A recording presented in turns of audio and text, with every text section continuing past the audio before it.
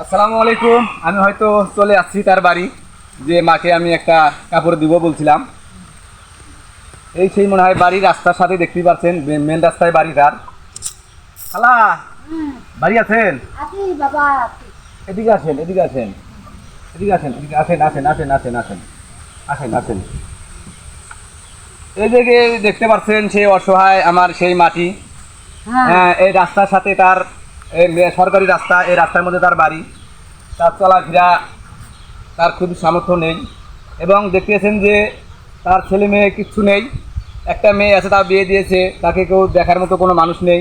এই দেখেন তার ঘরের মধ্যে কোনো কিচ্ছু নেই। এরকম ঘরে মানুষ কোনো সময় বসবাস করে ভাই?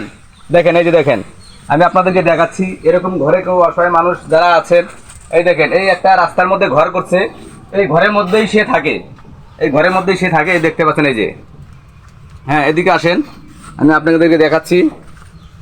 এই এই ঘরের মধ্যেই সে থাকে। হ্যাঁ, রাস্তার মধ্যে বাড়ি।